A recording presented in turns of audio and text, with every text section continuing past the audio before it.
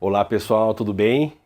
Espero que bem. Hoje a gente vai falar sobre o outono, o inverno, os próximos meses, o que a gente espera ou deveria esperar dos nossos jardins, sejam eles jardins plantados na terra, sejam jardins plantados em vasos. É uma época muito importante para o cultivo.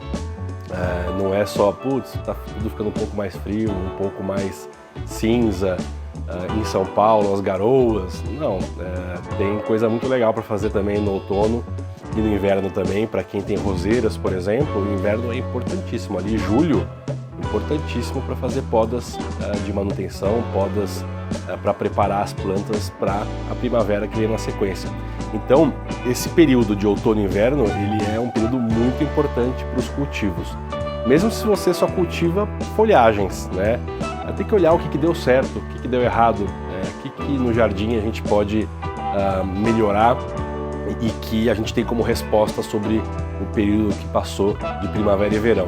É muito importante observar as plantas, observar as respostas que elas nos dão. Tá tudo aí, tá tudo nas nossas mãos, a gente só precisa observar e fazer acontecer da melhor maneira. Eu gosto muito de uma autora, uma jardinista, uma estudiosa inglesa chamada Carol Klein. Tem esse livro aqui, é um livro em inglês, que basicamente conta a vida no cottage garden, né, que é um jardim ali estilo cottage, né, ou aquele chaotic garden que eu falo também para vocês, que é um cultivo bastante intenso, ele se vive no dia a dia. Ela tem o privilégio de ter esse espaço ali, que eu aplico na minha vida, e sendo uma experiência de uma pessoa que vive no hemisfério norte, sobretudo na Inglaterra, é o cuidado que se tem e o respeito que se tem com o ciclo das plantas, né? Por exemplo, eu vou mostrar para vocês uma equinácea, né? Uma equinácea púrpura, que agora ela está super feinha no sentido estético, mas ela está literalmente soltando vida, que são as sementes que dão pós-florada. Então agora é uma época do ano que a gente tem que olhar para esses sinais e esses acontecimentos da natureza para a gente de repente reproduzir. Por que não pegar as sementes ali da equinácea e plantar ao longo aí do outono e do inverno para que na primavera ela aconteça bem. Diferentemente do hemisfério norte, aqui no hemisfério sul, né, sobretudo no Brasil, a gente não tem, exceto partes do sul do Brasil mesmo, invernos tão rigorosos a ponto de travar tudo, de congelar tudo. Lá na Inglaterra, sim, né, eles têm temperaturas negativas, Estados Unidos, e aí eles têm que plantar as coisas no tempo certo, senão não dá muito bem.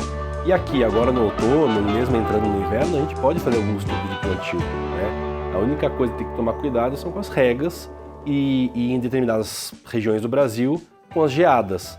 Mas fora isso, eu tenho aqui uma lavândula stoicas, né, que é chamada de lavanda espanhola. Se eu já plantar ela agora, de repente ali em julho eu vou ter uma floração maravilhosa, porque ela é uma planta que gosta do frio para florescer. Ou mesmo aqui uma capuchinha, né, que é uma planta totalmente comestível, né? Todas as partes dela são comestíveis. Ela é uma planta que, se eu começar a plantar agora, lá na primavera, ela já vai estar mais cheia, já vai estar mais... O sistema radicular dela vai ter se desenvolvido, mesmo no outono e no inverno. Então a gente tem que lembrar que no Brasil a gente não tem tantos travamentos, né? É claro que tem plantas como Colocasia, Alocasia, os próprios Caladium, que dão uma dormidinha, né? O Caladium, ele parece que morreu completamente e nada tira ele daquele sono profundo. Mas sim, ele volta bonito ali na primavera, enfim. Então, a gente tem que respeitar os ciclos. Tem plantas que de fato precisam de uma dormidinha ou que ficam pelo menos um pouco mais lentas, né? As Colocasia, elas passam a emitir folhas um pouco menores, né? Não tem aquela profusão de folhas grandes, mas ela está lá no ciclo dela acontecendo. Por exemplo, o Platycerium elephantotis, que é um que eu tenho aqui na coleção, que é um chifre de veado, ele não vai em dormência por conta do frio, ele vai para dormência por conta da secura do ar. Então, se eu mantiver ele num lugar um pouco mais úmido, talvez ele não entre em dormência. Nunca fiz esse teste, tá? Mas aqui em casa, sim, ele vai dormir, muito mais por conta do ar seco do que do frio. Mas quando bate ali 10 graus, que é o caso aqui de São Paulo, a gente tem que tomar cuidado com algumas plantas, como o Platycerium ridley, que é uma planta que vive no ambiente úmido e de um pouco mais de calor. Quando bate 10 graus, ele dá uma sofridinha. Então a gente tem que ficar de olho, né? Sobretudo o pessoal do sul, se tem plantas que não vão muito bem com frio, para pensar numa cobertura para essas plantas, um acolhimento de repente dentro de casa. Isso são, vamos dizer, coisas do dia a dia para quem vive em um lugar um pouco mais frio ou serrano, quem sabe. Aqui ou na maior parte do Brasil a gente consegue driblar aqui e ali com um golpe de sorte às vezes, né? Mas tem dia que dá 4 graus aqui em São Paulo. E aí eu tenho que tomar umas medidas um pouco mais protetivas, né? Trago aqui para dentro, por exemplo, né? Aqui é um espaço que eu consigo colocar aqui, por exemplo, penduro aqui, tem uma irrigação, tem uma luz natural que vem do telhado ali de vidro, né? Que é uma telha de vidro. Então funciona. Aqui eu consigo proteger parte da minha coleção. Aqui tem uma planta que está em recuperação, por exemplo, foi mal durante o verão, foi uma resposta que eu tive, e eu coloquei ali dentro de uma redoma para ela poder se recuperar numa umidade um pouco mais alta. Poderia colocá-la no banheiro Roraima, mas eu estou optando por uma experiência aqui. Tudo, como eu falo, empirismo. É importante a gente ficar testando, tentando e tudo mais. Então o que a gente tem que ficar esperto, né? O que basicamente acontece no outono e no inverno, né? Que também acontece na primavera e no verão? O trajeto do Sol, a trajetória do Sol sobre o hemisfério sul e o hemisfério norte se alternam, né? E acontece assim uma menor incidência de luz, né, e raios solares aqui para a nossa região. Então a gente tem que ficar bastante esperto quanto ao cultivo, sobretudo para quem tem janelas, né? Quem mora em apartamento, por exemplo, como o Sol vai mudando de incidência, será que ela continua recebendo essa mesma qualidade de luz no outono e no inverno? Você fica esperto, olhar, dar uma olhada, testar, mudar vaso de lugar. Agora é a hora do samba aí dos vasos. Eu tenho, né, como vocês sabem, uma janela bem face sul, né, que com o verão, o sol mais a pino, essa janela ela pegava mais incidência de luz, né? E agora eu tenho uma musa sumatrana, que aliás, algumas, né, umas bananeiras ali lindas, que além de elas estarem grandes, já fazendo um pouco mais de sombra para essa janela, eu tenho ali um desafio de que o sol que estava pegando mais a pino, com essa mudança aqui para o outono e para o inverno, ele passa a bater de outra maneira na casa, pega menos sol naquela janela, menos luminosidade, nunca pega sol, mas pega um pouco menos de luminosidade, e eu preciso ficar esperto. Então eu estou bem de olho ali, o que eu vou fazer, se eu vou auxiliar com, de repente, iluminação artificial, se eu dou uma podada mais radical nessa musa sumatrana. Então são coisas que nós, jardineiros ou jardinistas oníricos, temos que ter aí no dia a dia, né? Então observem os seus cultivos, observem suas janelas, dê uma olhadinha como está a trajetória do sol. Para quem conseguir, tiver acesso ao luxímetro, e pessoas que cultivam mais azarace, por exemplo, para ver se está entrando ali pelo menos 100, 150 FCs, né, que é o foot candle, que é a medida, ou faz isso vezes 10 para pegar luxímetro, né? Luxímetro não, lux. O luxímetro é o aparelho, o lux é a medida. Então, quantos lux estão pegando ali naquelas folhas? É importante para a gente ficar bastante íntimo do nosso cultivo e esperto com o desenvolvimento das plantas. Olha, como eu falei, o jardim ele está respondendo para a gente como foi o outono e inverno. Tem uma parte do meu jardim aqui que não está bonito. Eu vou mostrar para vocês. Não está legal. Eu preciso fazer uma reforma aqui. Eu vou fazer isso nos próximos dias e vou registrar para vocês. A gente faz um episódio sobre isso. Tem outras coisas que deram certo, mas tem uma parte ali que, enfim, provavelmente, qual que foi na minha análise primária aqui, tá? Depois do período de chuva mais intenso ali, até meados e uma parte ali do final de março, de repente para de cair aquela chuva diária, né, aquela coisa mais profunda e volumosa, e passa a ter dias mais secos, com uma temperatura ainda elevada. Ou seja, Isso é receita número 1 para vaso secar mais rápido, substrato do vaso ficar mais seco mais rápido.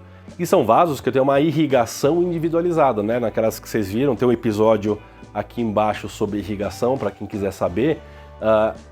E eu provavelmente descuidei dessa irrigação, ela estava com, vamos dizer, um timer, né, que eu uso, né, um temporizador, vou dar um exemplo aleatório aqui, mais ou menos próximo ao real, de 2 minutos por dia. Só que em dia que chove muito, o meu sistema, ele entende que já choveu, portanto, não precisa regar. Ele estava nessa, eu acho que deu uma desregulada aí em algum momento, ele entendeu dias que talvez teriam chovido e não choveram, e portanto eles não regaram. Então tem muita lavanda que estava bonita e tá sofrida. Eu vou ter que dar uma reformada ou recauchutada, não sei o que eu vou fazer ali, eu vou dar uma olhada e vou registrar para vocês. Mas são respostas do jardim. A gente tem que ficar muito esperto com esses sinais. A gente às vezes fala nem tudo são flores, mas até que no outono, no inverno, temos flores, viu? Tem plantas que têm floradas específicas de outono e inverno. Eu já citei aqui, por exemplo, de novo, a lavanda, essa espanhola. Para lugares mais frios do Brasil, tem a lavândula lanata, que é popularmente conhecida como alfazema. Ela floresce em lugar mais frio. Aqui em São Paulo, nem a pau juvenal, mas lá para o sul floresce.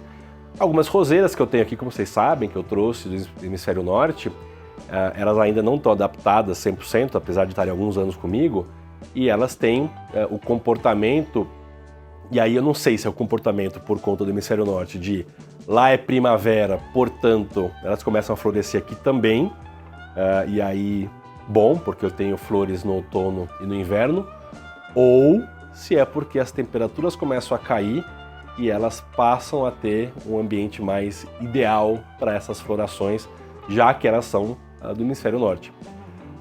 São duas possibilidades aí, eu não vou entrar no detalhe delas aqui ou na discussão, mas acontece. Então, há males que vêm para bem. O frio, por exemplo, para as minhas glicínia, que são aquelas trepadeiras lindas, a Wisteria sp, ou a Wisteria floribunda, elas são plantas de frio. Então, na região aqui de São Roque, interior de São Paulo, mais montanhosas, putz, você tem aqueles cachos lindos de glicínia. Eu já tive florada de glicínia aqui em casa, então eu estou na expectativa aqui de ter uma segunda esse ano. E ela vem ali em junho, julho, porque é uma planta de frio. Então, a gente tem que pensar nos nossos jardins para as 4 estações.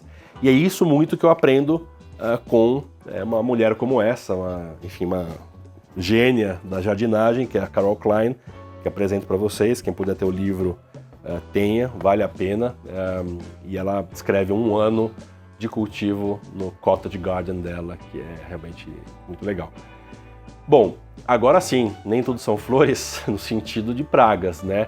A gente deixa de ter caramujos e lesmas para quem tem jardim a céu aberto, para ter aí oídio e alguns tipos de ácaros que são terríveis e que a gente precisa ficar muito de olho, porque os ácaros eles têm uma atividade mais ou menos oportunista à medida que a amplitude térmica, né, dias quentes, madrugadas frias, com algum tipo de orvalho, com algum tipo de, vamos dizer, de umidade que fica nas folhas, mas que não seca rápido porque a temperatura ainda está fria, isso é muito característico para alguns tipos de praga. Então tem que ficar de olho no cultivo. As plantas um pouco mais saudáveis vão vencer numa boa, e as que não estiverem muito saudáveis vão ficar com aquele foco de praguinha ali que você precisa ficar de olho e combater aí com o seu combatente predileto, seja ele orgânico ou não, tá bom? Então não é uma temporada muito complexa no sentido de pragas, ela funciona bem, mas a gente tem que ficar de olho e ter que ajudar também, como é o caso aí que eu falei aí do oídio e de ácaros no geral, tá bom? O que se pode evitar nesse período são alguns tipos de reprodução, né?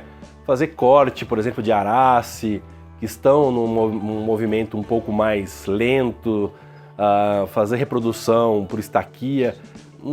Se você não tiver um ambiente muito controlado, por exemplo, o meu banheiro Roraima, que é um lugar que eu confio para fazer certas coisas, espera mais um pouco, espera mais aí uns 3 meses, 4 meses e aí você faz as suas reproduções.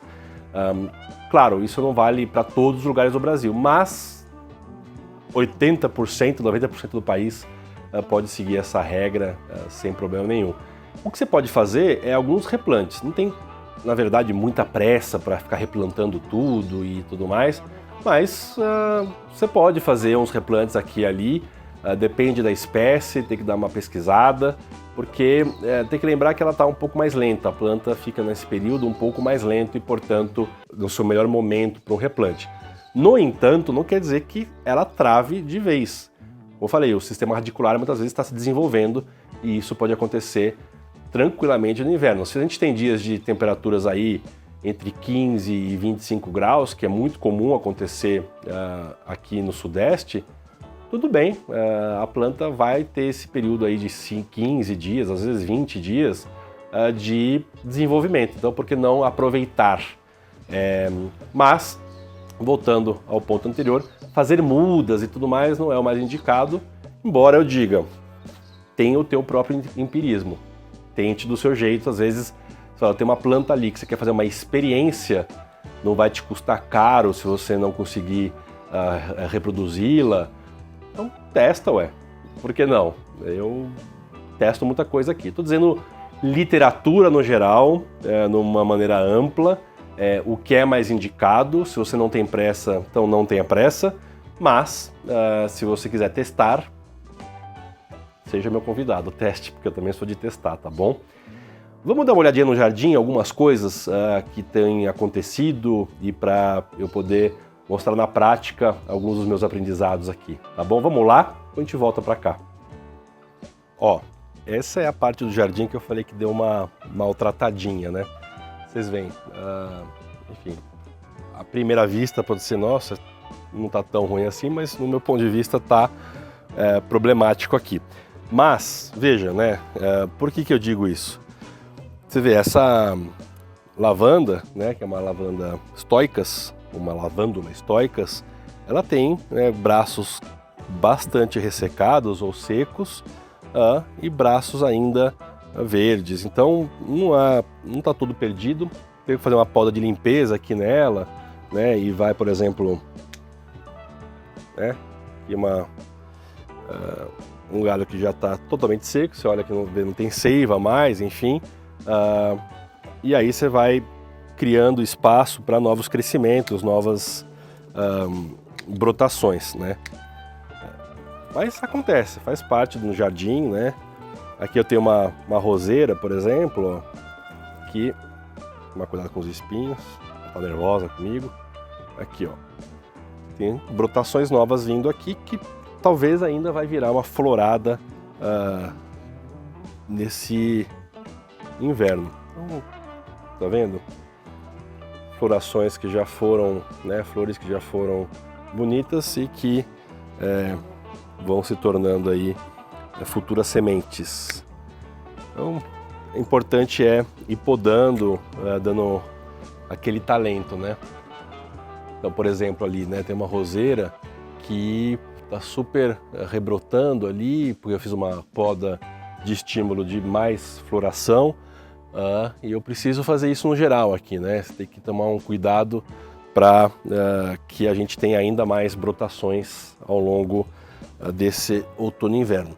Aqui, por exemplo, ó, tem essa lavândula dentata que está mais seca do que viva, né? Mas tem uma coisa ou outra aqui. O que eu posso fazer, por exemplo, você corta aqui, dá uma analisada se tá viva. Essa aqui não tá no caso, mas eu poderia tentar, se eu tivesse pego ela um tempo atrás, faria uma estaquia, faria mudas novas com ela e tudo certo. Dá para fazer aqui, né? A gente olha aqui, dá para cortar aqui e fazer mudinha dessas stoicas aqui. E eu coloco na areia para fazer mais mudas dela. Se você não viu o episódio que eu falo de ervas, de punk, tá na descrição uma aula lá com o Ronaldo Lima, do Sabor de Fazenda, de como fazer mudas também de várias ervas, sobretudo de uma lavanda como essa, tá bom? Aqui é um trabalho ostensivo, preciso tirar mato, preciso ver o que fica, o que sai, o que deu certo e o que não deu tão certo nesse verão, para poder preparar isso aqui para passar pelo outono, pelo inverno e chegar na primavera prontinho para nos dar mais alegria, porque aqui as plantas aqui já deram muita alegria. Aqui já foi um gladiolo, por exemplo, ó. Esse gladiolo aqui já deu, tá rebrotando, né? O gladiolo, como vocês sabem, são bulbos, tá rebrotando ali já de novo. Ele dá uma flor, uma penca, nesse caso uma penca branca, linda. Então aqui é um olhar minucioso que eu preciso fazer e vou fazer com vocês em outro episódio. E aqui essa linda roseira que eu já apresentei para vocês, que é a Gertrude Jekyll, né? Que é aquele homenagem a essa horticulturista britânica, estava super florida, né? Vou colocar imagens aí para vocês. Ela tá agora no final de ciclo dela, mas quem sabe se eu não der uma podadinha esperta, né? Você vem aqui, ó, já foram um cachinho aqui de 3 flores, e se eu der um estímulo para ela, de repente eu ainda tenho floração ainda essa temporada. Então é uma questão de olhar para o jardim de uma maneira também positiva, não só olhar pensando que o inverno está vindo, então todo mundo vai dormir, colocar pantufinha, ficar embaixo da coberta. Não, cheio de pulgão, mas está gerando vida, né? Você vê que ela vai partir de um corte que eu fiz, né, dela, uma poda de higiene aqui, né, de limpeza, mas eu preciso fazer aqui em tudo, ó, tá vendo? Cheio de botão que foi deflagrado, que agora tá virando semente, né? Eu preciso fazer minha parte aqui. Por exemplo, aqui, ó, esse micans, coloquei aqui meio para ver como que ele ia se comportar no verão. E olha que não foi minha surpresa que ele gostou do lugar. Tá subindo e já tá pegando na parede ali, ó. Adorou aqui, claro, tem uma ajuda de irrigação, deixa o ambiente úmido. Aqui, ó, um braço foi pro chão e tá subindo aqui na parede, ó.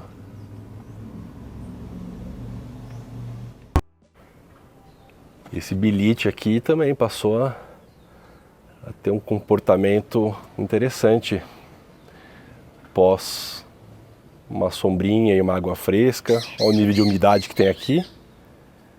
E tá soltando uma folhinha nova ali, parece que gostou. Aqui uma outra rosa inglesa. Preciso fazer podas. Olha essa daqui, coisa mais linda. E cheira que é uma delícia.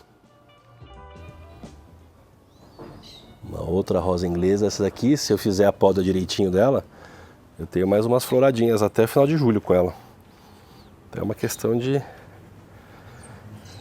dar uma atençãozinha para as bonitas aqui. A equinácea aqui já foi linda, né? Como vocês sabem, mas ó, não é porque ela está na fase final dela que ela não é igualmente interessante com as sementes que ela solta. Aqui, ó. Outra coisa que a gente não pode ignorar nessa fase do ano, nessa parte do ano, do outono, do inverno, certamente a fertilização. Nos meses mais agitados aí, primavera, verão, onde tem frutos, flores, uma atividade, vamos dizer, vegetativa maior, a gente fertiliza um pouco mais para dar aquele impulso e aquela ajuda a essas plantas. Agora, no outono e no inverno, a história muda um pouco, né? As plantas estão num metabolismo muito mais desacelerado, estão num processo mais lento, então fertilizar pode trazer danos ao sistema. Mas também não fertilizar não é verdade, não precisa não fertilizar, é só espaçar um pouco mais. Então se você fazia todo mês, a cada 45 dias, aí espaça para cada 2 meses, né? Uma fertilização, sei lá, em abril, outra em junho, depois em setembro, e aí volta a vida normal, né? Então essa é uma questão a ser observada. Aqui no Jardim Onírico eu tenho uma fertilização que eu chamo de colocar vitamina na mamadeira, que é o seguinte: eu tenho, por exemplo, aqui eu coloco logo no começo do sistema os fertilizantes, seja ele orgânico ou sintético, eu coloco aqui. O que seria o orgânico? Chorume, né, da composteira. Então coloca aqui e ela vai pelos canos irrigando todos os pontos, como aquele laranjinha ali no meio, tá vendo? É isso. Então atenção à fertilização, mas não deixe de fazê-la da maneira correta, tá bom? Aqui é um Platycera elemaria que foi super bem no crescimento vegetativo aqui no verão. Aqui o próprio madagascariense soltando filhotinhos ali laterais, e aqui na frente mais um. E esse elefantotes aqui que vai entrar em dormência já já por conta da secura. Por mais que eu tente preservar a umidade aqui desse canto, nem sempre eu vou conseguir o que eu preciso, né? Ó, vou ter que ter um cuidado aqui com esse paraíso verde, por exemplo, que ele não é muito feliz com baixa umidade e vai perder a variegação. Então eu preciso fazer de algum jeito que eu mantenha minimamente a umidade aqui desse canto, embora seja ao ar livre aqui, não tem muito o que eu preservar, mas é isso. Já esse Jerry Horn adorou esse lugar, né? Você vê, tá com 2 metros de altura aqui, com raízes que aderiram aqui à parede. Tá indo, ó. Resultado de que gostou do lugar, e aqui vai ficar.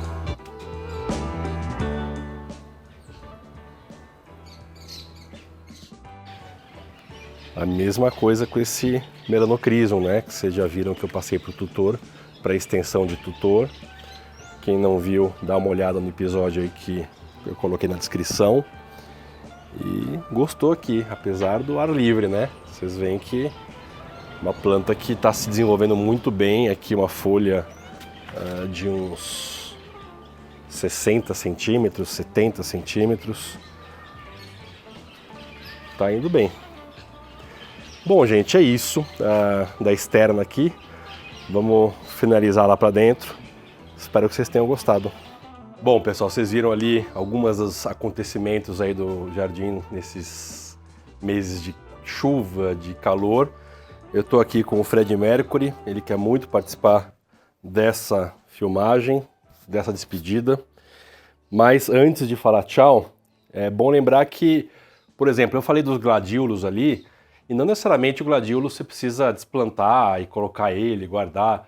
Tem uma literatura sobre isso, sobre guardar na geladeira ou sobre deixar ele em lugar escuro. Eu deixo no vaso, já é a 3ª temporada que ele me traz. Talvez não funcione tão bem com as dálias, mas eu também plantei dálias para esse verão e eu descuidei da rega ali, perdi tudo. Acontece, né? Todo mundo conta das... Ô Fred, você vai ficar muito mexendo na câmera, filho? Bom, todo mundo conta das pingas que toma, mas não dos tombos que leva. Vou aproveitar então esse período agora para plantar algumas coisas, né? Manjericão, esse aqui diferente, é um manjericão zátar, enfim, esse rabo de gato aqui, olha só, vou fazer um rabo de gato do Fred, linda planta, vou colocar ali junto a outras ervas e, como eu falei, inspirações são sempre bem-vindas para a gente fazer um melhor cultivo. Carol Klein é uma delas.